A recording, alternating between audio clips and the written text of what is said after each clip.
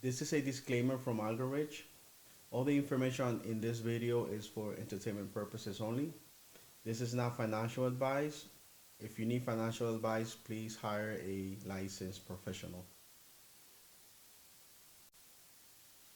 Welcome to Algorithms. This is the CEO of Algorithms.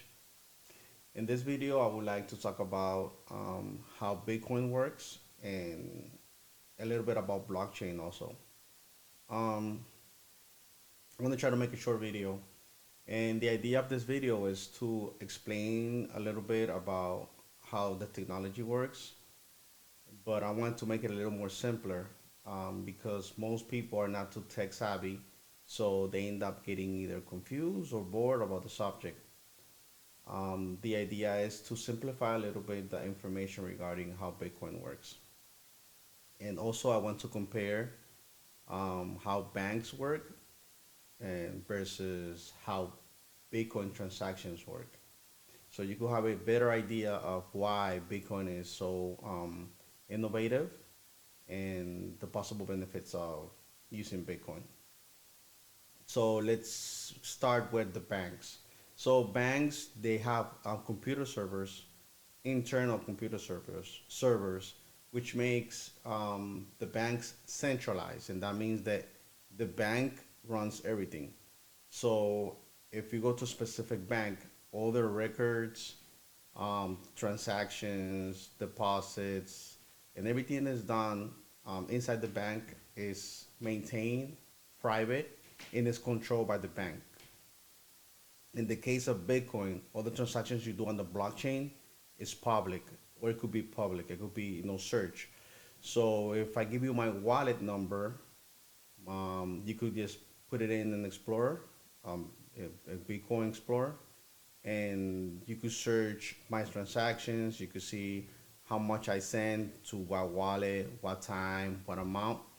Now, the wallet per se doesn't have my name or any info actually about myself, but I could tell publicly, or I could say publicly, that the wallet is mine.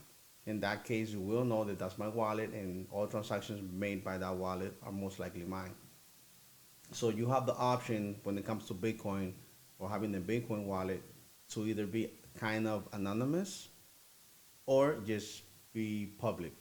You know, in the case of banks, you by law and by regulation, they cannot publicize your account or your transactions or any info from the bank. It's only given to the actual client when requested.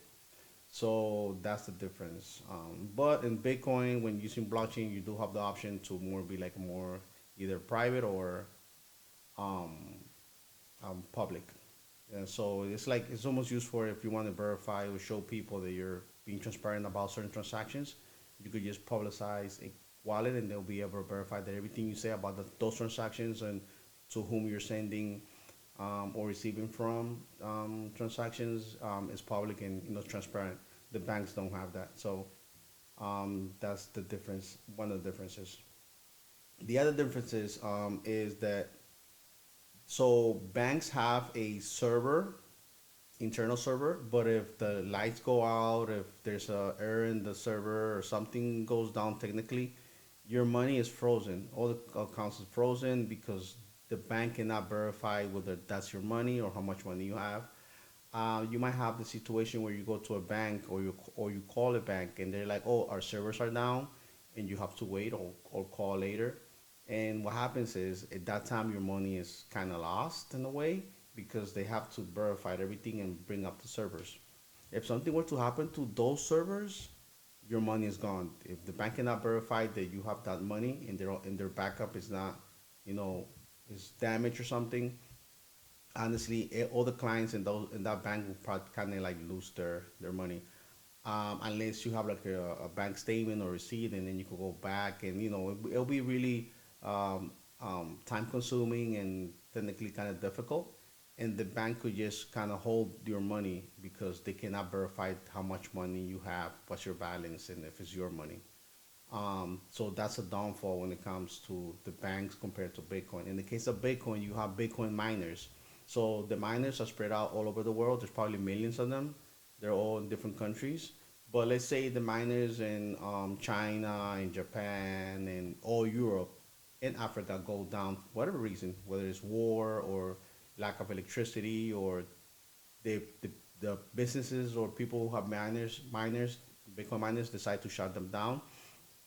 Um, all it takes is one miner, let's say in Japan, I'm sorry, in Brazil, or one miner in Puerto Rico, or one miner in Haiti or Dominican Republic or anywhere. Only takes one miner to be able to verify all your transactions and all the wallets. So there's millions of miners. The chances of that working, um, processing transactions and keeping a record, which is a layer on the blockchain.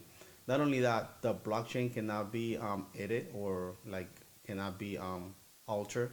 So in the case of banks, sometimes you might see in the news where somebody opens their bank account and they have like I don't know like $1 million or $1 billion, but then they correct that and then the bank is like, oh, we made a mistake. Or you might have your account at like negative, you know, $1 million, and that might be in there on the bank, and they normally they will correct that, but you have to wait until they correct that. If while they're correcting that, your money is not your money, is the bank's money until you make a request to get your money and everything is fixed. How many days could that take? You don't know. It could take hours, it could take days, it could take months. It depends, okay? That's not normal, but it could happen and it happens sometimes. Let's say, for example, you're trying to withdraw, let's say you have $1 million in the bank and you're trying to withdraw $20,000, $30,000. Good luck. Because if you need it for that day, you're not going to get it, most likely. You have to go to the bank and request $30,000. The most the bank will give you one day normally is $5,000 per day. So if you're going to buy a vehicle, if you're trying to do a business, or whatever the reason is, or it's an emergency and you need the money, you cannot get the whole amount through the bank. You have to get 5,000. You will get $5,000 per day, and you have to put a request in if you want to get more than that. And that means you have to do like an appointment with the bank. They're going to ask you, why are you moving this money, for what? And normally the internal system will notify the government that you're moving over, like let's say I don't know $10,000 or whatever, and it's going to be like a internal investigation of why you're moving your money around more than 5K or 10K. So in the case of Bitcoin, you don't have that restriction because it's not centralized. Centralized means that the bank controls everything. There's a supervisor, there's a tech guy that manages the system, and if they decide to make a mistake or they decide to freeze your money for whatever reason, your money is not your money until you get it from the bank. Okay, so the bank gets your money, invest your money in different things, different products, different investments, and then for you to get it back, you have to put a request. Why is this? Because 97% or more of the money in the world, especially in the like countries like the US, is digital. So Bitcoin is just digital. Your money is digital. That's why you have credit cards, and when you get a loan and stuff like that, you don't really get the cash. You get a credit in your account, which is typed in digitally. You cannot get that money. It's very difficult to get that money cash. And if you were to do that, maybe one or two people could get their money cash. Most people, the bank doesn't have the money to give them cash. So at the end, your money or the money that's used nowadays is digital, anyways. The difference is that you have to go to the bureaucratic process and regulations of the banks once you deposit your money in the bank, either to make a transaction or to get the money cash. In the case of Bitcoin, that's not the case. If I make a transaction on Bitcoin, it could take um, seconds, minutes, maybe an hour, half an hour, 15 minutes. In the case of banks, you have to wait 2, 3, 4, 5, 6 business days depending on the transaction. In the case of Bitcoin, it's 24/7, 24 hours a day, 7 days a week. Banks only work like until like I don't know like from 9 a.m. to like 5 p.m. And not only that, the bank only works until like Monday to Friday, and Saturday and Sunday don't count. So that means that if you have to wait 2 business days and you do a transaction on let's say Friday, you're gonna have to wait until like Wednesday or Thursday or something like that to clear your transaction. So there's a big delay there when it comes to the banks compared to Bitcoin or the blockchain. So there's a lot of benefits regarding. the blockchain and how Bitcoin works. Although Bitcoin fluctuates, the price goes up or down, so you might kind of get more money than you have, or might lose a little bit or whatever. But you have the stable coins, which is like you could transfer your Bitcoin into a stable coin, and stable coin stay apart with the dollar. So that means that if, let's say, I have $10,000 in Bitcoin, and Bitcoin goes up like 20%, I don't know, and I'm have now like a balance of $12,000 because Bitcoin went up. I could transfer that Bitcoin and turn it into a USDC coin or a stable coin, and the $12,000 will stay $12,000 as long as it's only stay. I keep it in a stable point. It's still a crypto. It's still in the blockchain, but the price will not fluctuate. Will not go up. Will not go down. Okay. And then when I'm ready to either take it out and make it turn it into cash, or I have to do is transfer it to an exchange, and then from the exchange I transfer it to my bank account and turn it into cash if I want. But the blockchain has no regulation, like in the sense of if I want to transfer money, it's not it cannot be frozen by a bank or anybody. It's not. It's decentralized. Okay, so nobody controls it. It's kind of a free system, and I could send the amount that I want. I could receive the amount that I want, and I could receive it fast. And it's transparent. I mean, if like I said, if I give you my wallet, you could go into blockchain explorer, or Bitcoin Explorer, and you'll be able to see the transactions, how much was sent. If you send somebody something, like some Bitcoin, or you receive, you could verify and see, okay, this person sent, or this wallet sent this amount, and it's being cleared, and it's transparent. Okay. Um, so that's a lot of the benefits that blockchain bring to the world of tech. And Bitcoin and blockchain is two different things, but is they're both work together. Okay, so Bitcoin is a token or coin per se, that could be used for payment of transactions, and the blockchain is the system that works. It's a programming system, and it cannot be edited or altered. So once you do something on the blockchain, it stays there forever, and it cannot be hacked. So there's a lot of people saying for the past, I don't know, like forever years, that Bitcoin it's a Ponzi scheme, that Bitcoin is a fraud, that all these things about scams. It's not a scam. The technology is not a scam. It's just you need to educate yourself. Okay, if you educate yourself, you won't fall into a scam.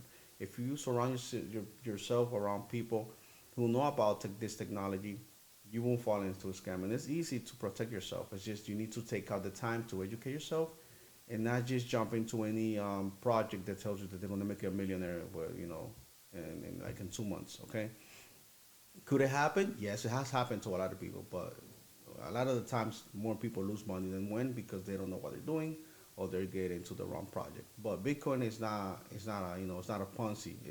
It's actually a beneficial transaction system that has been working for a lot of years. Okay, so for over 10 years, you know, since like '08 or something, 2008. But yeah, there's a lot of benefits. And look, if when you talk about like AI, and you talk about blockchain, and you talk about robotics and quantum computers, this is the future, and it's going to bring there are a lot of opportunities and jobs and innovation. So if you get into this early and educate yourself, you'll be able to gain a lot of benefits, because this is the future. Okay, but a lot of people don't understand that. Everything is growing, a little slow, kind of, but sometimes quick. But if you don't get yourself involved, by the time you want to get involved, it's going to be a little too late, maybe, because more normally people will get into technology once the technology is in their hand, and they don't try to get involved while it's being developed. And that's the most benefits you could get about when you get into anything, is getting in early.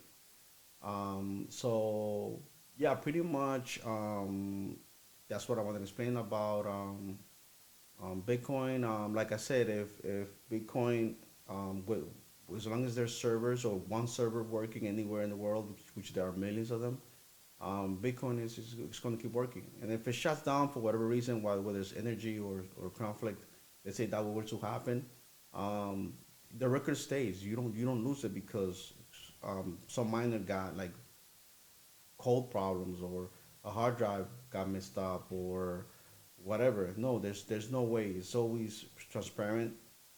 The record stays, without being able to alter it, and the information could be searched. It could be public. So it's in a way it's more effective than banks and more transparent. Okay, more secure actually. It's just that it's not hasn't been adopted like um, other technologies yet, but it's going there. So yeah, so I mean, I'll be talking about Bitcoin and how it works and the future and blockchain and smart contracts. You could because blockchain could be used for different things that people don't know that most people don't. And like let's say you have a company like Uber, you could have Uber do a smart contract in the blockchain where they register all the users and the trips and the drivers and the amount that is paid, and you could it's a really innovating technology, and it has a lot of use cases for different things. Smart contract is like it works in the blockchain, and it's like making a code where you could say what you want the blockchain to do. It could be anything you can imagine, like the way an app works, the way business works. If you want to leave like an inheritance or instructions or whatever it is, but it does it in a smart way, and it could be actually automatic. Like you could create a smart contract that it might start working or doing something in next month or tomorrow or in the next 10 years, and automatically it'll work without needing input from a person, and it will do a lot of functions.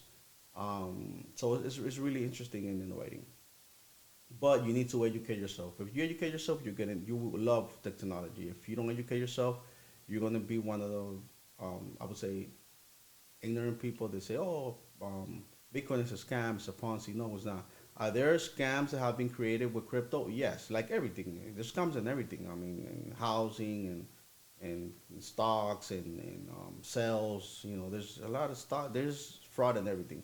You just gotta, make sure you educate yourself and you don't fall into um, one of these scammers. But there's a lot of legit, really good projects, and you know, um, like I said, it's innovating. You could go to algorithms.com.